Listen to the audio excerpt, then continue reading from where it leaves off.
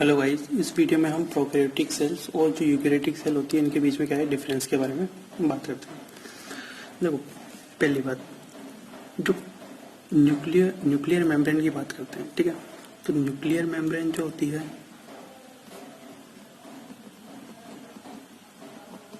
आपको पता होगा न्यूक्लियर जो है न्यूक्लियस इसमें तो होता ही नहीं है, तो न्यूक्लियर मेम्ब्रेन कहाँ से होगी।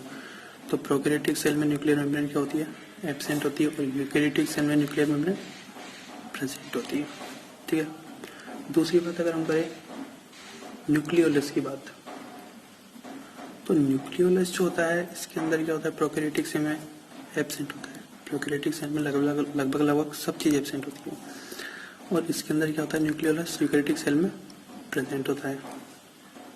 फिर तीसरी बात करते हैं तो राइबोन्यूक्लियोप्रोटीन और जो डीऑक्सीराइबोन्यूक्लियोप्रोटीन होता है उनकी बात करते हैं। देखो, राइबोन्यूक्लियोप्रोटीन क्या होता है कि राइबोन्यूक्लियोप्रोटीन जो होता है वो आरएनए और जो आरएनए बाइंडिंग प्रोटीन होता है उनका क्या होता है, कॉम्प्लेक्स होता है। उसी टाइप से डीऑक्सीराइबोन्यूक्लियोप्रोटीन क्या होता है कि वो डीएनए और डीएनए बाइंडिंग प्रोटीन है, उसका क्या होता है, कॉम्प्लेक्स होता है। तो ribo nucleoprotein and deoxy ribo nucleoprotein, ठीक है। ये क्या होता है, प्रोकैरियोटिक सेल में एब्सेंट होती है और यूकैरियोटिक सेल में प्रेजेंट होता है। फिर अगर हम नेक्स्ट बात करते हैं सेल डिवीजन,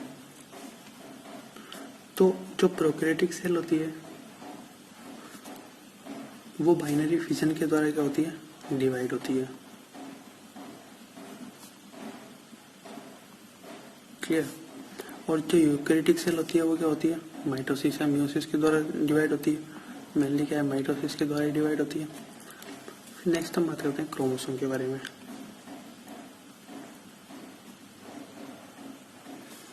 तो जो क्रोमोसोम होता है ये प्रोकैरियोटिक सेल में क्या होता है, सिंगल होता है, एक क्रोमोसोम होता है, और वो क्या होता है, सर्कुलर होता है। जबकि यूकैरियोटिक सेल में क्या होता है, कई सारे क्रोमोसोम्स होते हैं और वो क्या होते हैं, लीनियर मैनर में होते हैं, ठीक है।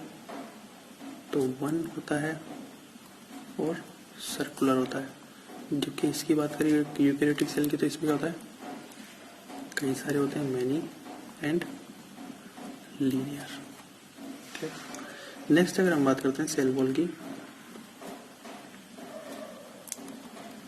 तो जो प्रोकैरियोटिक सेल होती है, प्रोकैरियोटिक सेल में क्या जो सेल वॉल होती है वो किसकी बनी होती है, वो एन एसिटाइल म्यूमेरिक एसिड या एन एसिटाइल ग्लूकुरोनिक एसिड की बनी होती है, मतलब NaG या NaM की बनी होती है, clear.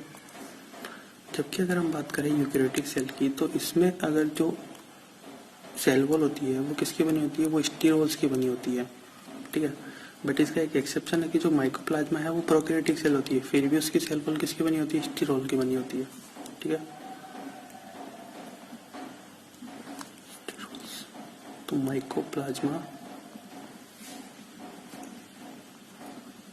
Also have it, clear. देखो, सातों पॉइंट हम बात करते हैं कि जो मेम्ब्रेन बाउंड ऑर्गेनल्स होते हैं, जो मेम्ब्रेन बाउंड ऑर्गेनल होते हैं वो क्या होते हैं, जैसे माइटोकॉन्ड्रिया हो गया और क्लोरोप्लास्ट हो गया। अगर हम इनकी बात करते हैं मेम्ब्रेन बाउंड ऑर्गन, तो ये प्रोकैरियोटिक सेल में एब्सेंट होते हैं और इसमें क्या होते हैं, प्रेजेंट होते हैं।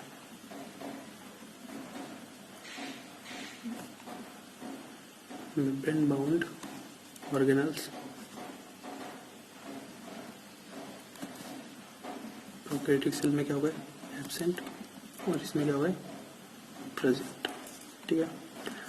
रेस्पिरेशन की बात करते हैं, तो जो प्रोकैरियोटिक सेल होती है वो तो किसके द्वारा रेस्पिरेशन करती है, मीसोसोम के द्वारा, ठीक है। और मीसोसोम क्या है, इसकी जो प्लाज्मा मेम्ब्रेन होती है उसी का एक कन्वर्जन होता है मीसोसोम। जबकि जो यूकैरियोटिक सेल होती है उसमें क्या होता है, रेस्पिरेशन के लिए माइटोकॉन्ड्रिया होते हैं, क्लियर। नेक्स्ट अगर हम बात करें साइटोस्केलेटन के बारे में, तो साइटोस्केलेटन की अगर हम बात करें तो ये प्रोकैरियोटिक सेल पे क्या होता है, एब्सेंट होता है, और इसमें क्या होता है, प्रेजेंट होता है। फिर हम बात करते हैं राइबोसोम के बारे में। तो राइबोसोम जो होता है प्रोकैरियोटिक सेल जो होती है राइबोसोम, उसमें कौन सा होता है 70S टाइप का होता है, क्लियर। जबकि यूकैरियोटिक सेल में क्या होता है 80S टाइप का होता है, ठीक है। फिर इसकी सब यूनिट कौन सी होती है, इसकी अगर हम सब यूनिट की बात करें तो ये क्या होगी 60S एंड 40S, क्लियर। जबकि 70S की जो सब यूनिट होती है वो कौन सी होती है 50S एंड 30S, इसकी दो सब यूनिट ये होती है, क्लियर। फिर अगर हम बात करें कि जो प्रोकैरियोटिक सेल होती है उसमें जो mRNA बनता है, ठीक है, ट्रांसक्रिप्शन के दौरान जो mRNA बनता है उसके अंदर प्रोकैरियोटिक सेल में उसके अंदर इंट्रॉन्स नहीं होते हैं, जबकि एक यूकैरियोटिक सेल जो होती है उसके अंदर इंट्रॉन्स भी होते हैं और एक्सट्रॉन भी होते हैं।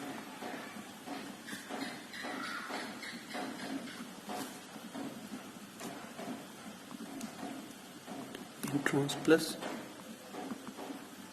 एक्सॉन्स, ठीक है। फिर लास्ट हम बात करते हैं इसके अंदर लास्ट पॉइंट के बारे में, पिनोसाइटोसिस।